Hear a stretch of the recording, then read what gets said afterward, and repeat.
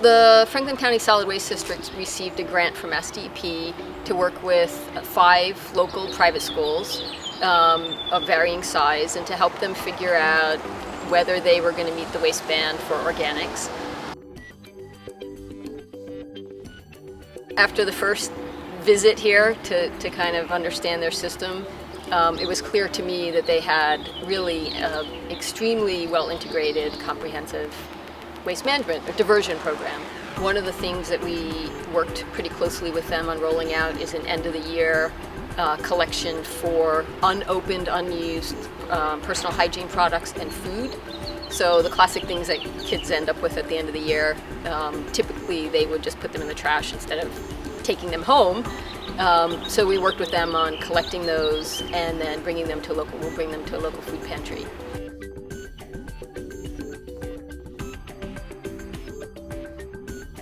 So the Pizza Bike program was one of the small steps we took in the composting. Our composting program was very well underway at the dining halls, and we were looking for a way to start to roll composting out more broadly across campus. The expectation became that the students would segregate their pizza boxes, and that a couple days a week, a couple of students would ride the pizza bikes around campus, retrieve the pizza boxes from the dormitory stations and bring them back to the facilities department to put them in the pickup dumpster.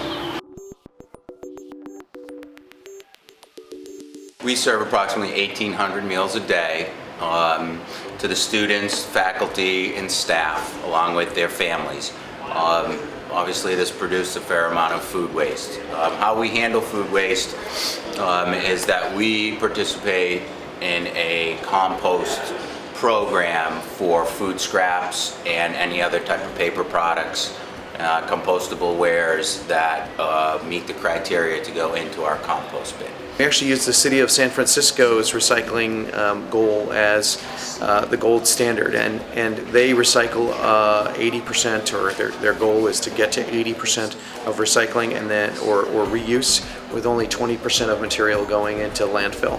So that was the source of the inspiration for this this idea between Think 80-20 being the brand for the recycling program at Deerfield. And it's a command, it's an imperative, stop and think about this. And 80-20 is, of course, we want people to think about recycle or reuse 80% of the material and only let 20% go into landfill. Not trash, not rubbish, not garbage, but landfill, to send this message of, hey, remember where this stuff is going.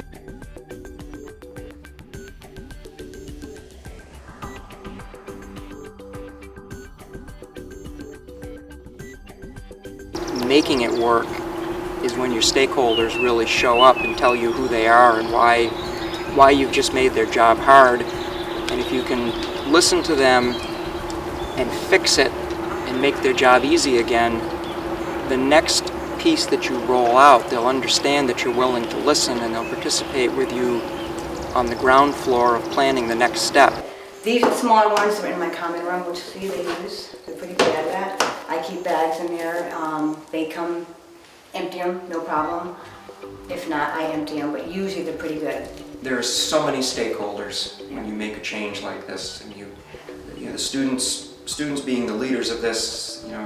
The stakeholder list that they put together were the 36 girls that live here, and what we know is that it's the 36 girls plus the housekeeping, plus the faculty that live here, plus the faculty that don't live here that come in to supervise on evenings when the residents are off duty, plus the neighbors that use the trash bins, plus the custodial staff that move certain parts of the waste, plus Amherst Trucking. So the list is really much more comprehensive than your typical teenager is going to think of. We're pretty lucky. We have kind of a calendar arc of the school year. So in the fall, we've got great enthusiasm, and then we just have to teach students to kind of maintain that enthusiasm through winter and spring. We want our students to learn about sustainability, environmental impact, and how the decisions they make matter. Second Helpings program is basically a place where people can come if they don't have enough money to buy food, or if they're homeless, they can come and get a free meal. We use a menu management system that helps us with historical data, refine our forecast for the amount of food that we prepare every day. And so in conjunction with the composting program and with our menu management system, we're able to not produce too much, but just enough, knowing that we're going to have some leftovers that then can be sent down to the Second Helping folks. And ultimately, we end a week with empty refrigerators, food run out completely, nothing spoiling, nothing left over, and everything fully utilized. As we have started things, we have made mistakes, and the most important thing is to start and know that you're going to make mistakes and just build it into your plans that you're going to fix them. We make a great impression on staff and the general public and people who come visit as far as what we've done to get our program to where it is today.